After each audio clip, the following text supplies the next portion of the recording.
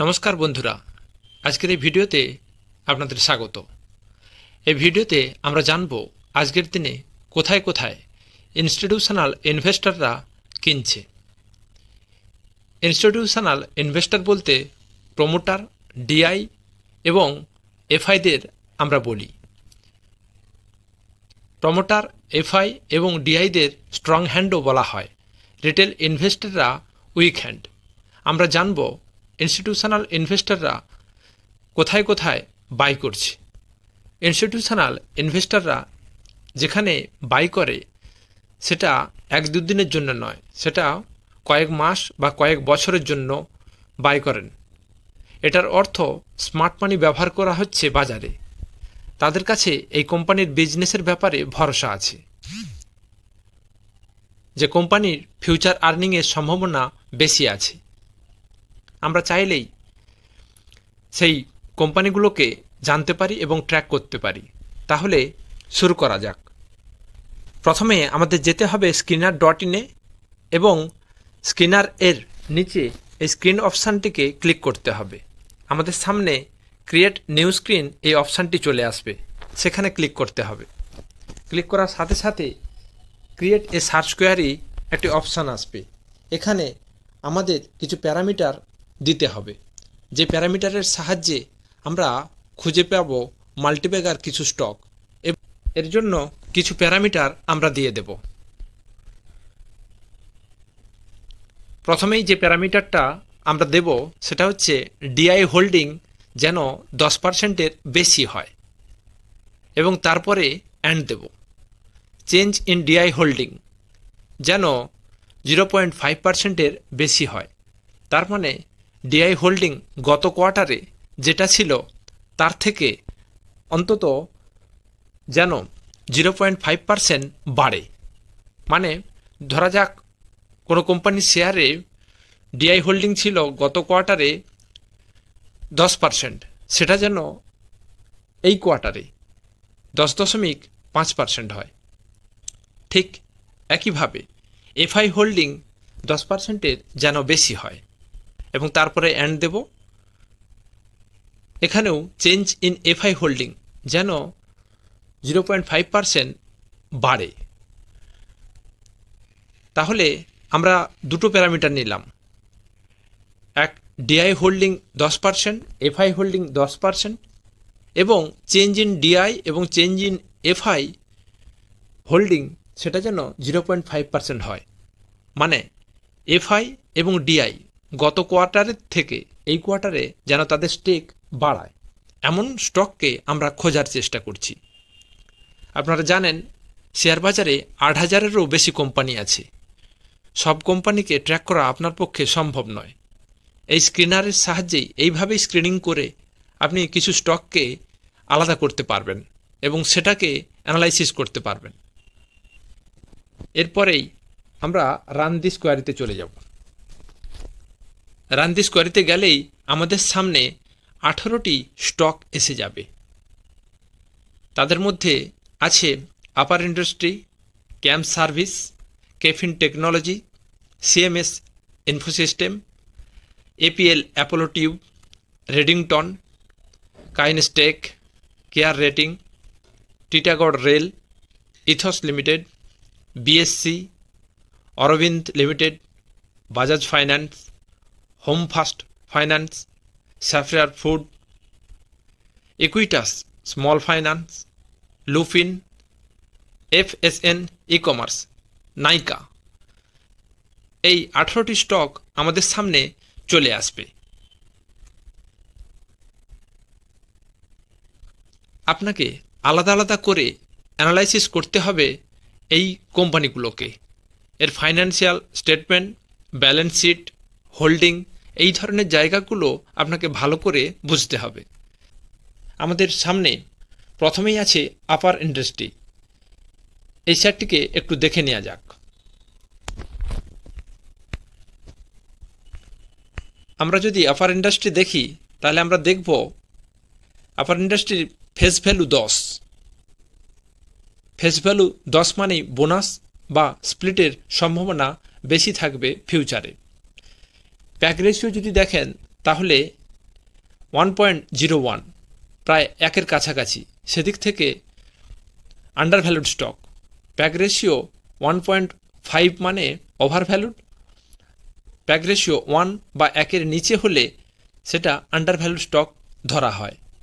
আমরা যদি কিউআইপি দেখি, ক্যাপিটাল ওয়ার্কিং ইন প্রোগ্রেস, তাহলে আমরা দেখতে পাবো 154 কোটি ক্যাপিটাল ওয়ার্কিং ইন প্রোগ্রেস আজকের দিনে কোম্পানি ক্যাপেক্স করছে, যার প্রফিট আগামী কোয়ার্টারগুলোতে আসবে।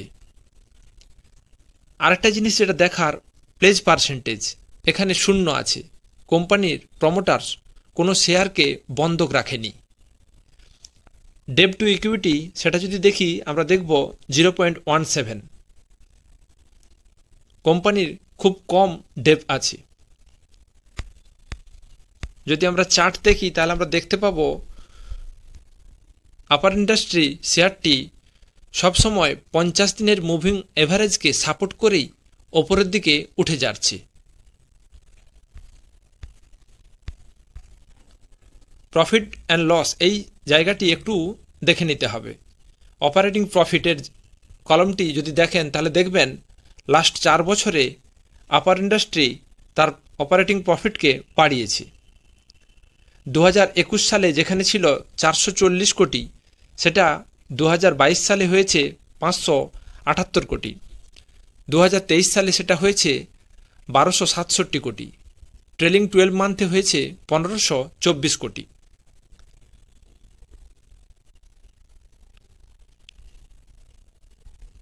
নেট প্রফিট যদি দেখেন, তাহলে দেখতে পাবেন 2020 সালে 135 কোটি, 2021 সালে 160 কোটি, 2022 সালে 257 কোটি, 2023 সালে 638 কোটি, আর ট্রেলিং 12 মান্থে 832 কোটি।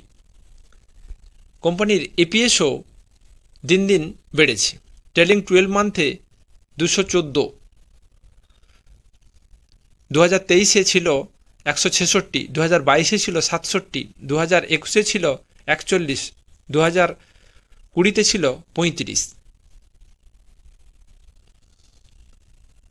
কম্পাউন্ডিং সেলস গ্রোথ 10 বছরে 12%, 5 বছরে 20%, 3 বছরে 25%, ট্রেলিং 12 মান্থে 15%। কম্পাউন্ডিং প্রফিট গ্রোথ 10 বছরে 19%, 5 বছরে 35%, 3 বছরে 68%, ট্রেলিং 12 মান্থে 74%। স্টক প্রাইস সিএজিআর 10 বছরে 48%, 5 বছরে 61%, 3 বছরে 150%, 1 বছরে 169%। রিটার্ন অন ইকুইটি আরওই 10 বছরে 17%, 5 বছরে 18%, 3 বছরে 22%, লাস্ট ইয়ার 32%। ব্যালেন্স শিটে ক্যাপিটাল ওয়ার্ক ইন প্রোগ্রেস সিডব্লিউআইপি এই অপশানটি যদি দেখি, তাহলে আমরা দেখতে পাবো ট্রেলিং 12 মান্থে 154 কোটি ক্যাপেক্স করেছে। 2023 সালে সেটা ছিল 99 কোটি, 2022 সালে সেটা ছিল 38 কোটি, 2021 সালে সেটা ছিল 29 কোটি। কোম্পানি আস্তে আস্তে তার ক্যাপেক্স বাড়াচ্ছে এবং আগামী দিনে ওই ক্যাপেক্স থেকে বেশি প্রফিট আসবে বলে কোম্পানির ধারণা। নেট ক্যাশ ফ্লো 2020 সালে যেখানে -49 কোটি ছিল, সেটা 2021 সালে হয়ে দাঁড়িয়েছে 43 কোটি, 2022 সালে 46 কোটি, 2023 সালে 246 কোটি। ক্যাশ ফ্লো প্রচুর বাড়িয়েছে এই সময়। আমরা যদি শেয়ার হোল্ডিং প্যাটার্ন দেখি, তাহলে দেখব প্রমোটার হোল্ডিং আছে 57%-এর উপরে, এফআই হোল্ডিং আছে 11%-এর কাছে, ডিআই হোল্ডিং আছে 18%-এর ওপরে, পাবলিক হোল্ডিং আছে 12%-এর ওপরে। যদি আমরা ডিআই হোল্ডিং দেখি, তাহলে আমরা দেখব এইচডিএফসি ট্রাস্টই আছে, এলএনটি মিউচুয়াল ফান্ড আছে, এইচএসবিসি স্মল ক্যাপ আছে, নিপন আছে, বন্ধন ফ্লেক্সি আছে, অ্যাক্সিস মিউচুয়াল ফান্ড আছে, বেশ নামজাদা ডিআই আছে এখানে। এরপরে আমরা আরেকটা দেখে নেই, ক্যাম্প service, computer age management service, যাকে আমরা ক্যাম্পস বলে জানি। ক্যাম্পসের ডেট টু ইকুইটি 0.10, প্রায় নেই বললেই চলে। প্লেজ পার্সেন্টেজও 0, ফেস ভ্যালু 10। ক্যাম্পসের চার্ট প্যাটার্ন যদি দেখি তাহলে আমরা দেখব 50 দিনের মুভিং এভারেজকে সাপোর্ট করেই সবসময় ওপরের দিকে স্টকটি উঠে যাচ্ছে। প্রফিট অ্যান্ড লস সেকশনটি যদি আমরা দেখি, অপারেটিং প্রফিট কোম্পানি দিন দিন বাড়িয়ে চলছে। 2019 সালে 192 কোটি ছিল অপারেটিং প্রফিট, 2020 সালে 260, 2021 সালে 269 কোটি, 2022 সালে 390 কোটি, 2023 সালে 405 কোটি, ট্রেলিং 12 মান্থে তা বেড়ে দাঁড়িয়েছে 451 কোটি।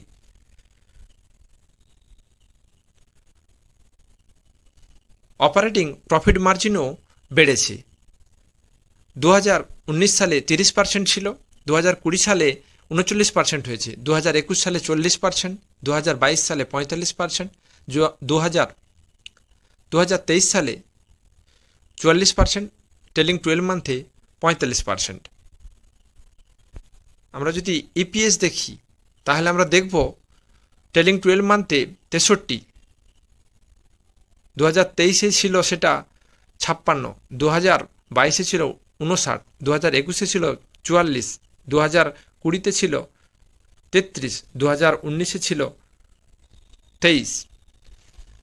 কোম্পানি প্রতি ইয়ারেই তার অপারেটিং প্রফিট মার্জিন এবং ইপিএস বাড়িয়ে চলছে, যেটা কোম্পানির ক্ষেত্রে খুবই ভালো। ক্যাম্পসের রিটার্ন অন ইকুইটি যদি আমরা দেখি 10 বছরে 37%, 5 বছরে 40%, 3 বছরে 45%, লাস্ট ইয়ার 40% দিয়েছে।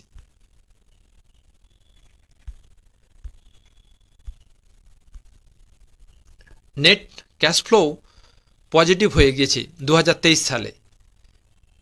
2021 সালে যেখানে -6 কোটি ছিল, 2022 সালে সেটা -11 কোটি হয়ে গিয়েছিল। 2023 সালে ক্যাশ ফ্লো 2023 সালে 11 কোটি হয়েছে। আমরা যদি শেয়ার হোল্ডিংয়ে আসি তাহলে আমরা দেখব ক্যাম্পসে কোনো ধরনের প্রমোটার হোল্ডিং এই মুহূর্তে নেই। 2023 সেপ্টেম্বর মাসে যেখানে প্রমোটার হোল্ডিং ছিল প্রায় 20%-এর কাছাকাছি, 2023 ডিসেম্বরে সেটা পুরো নীল হয়ে গিয়েছে।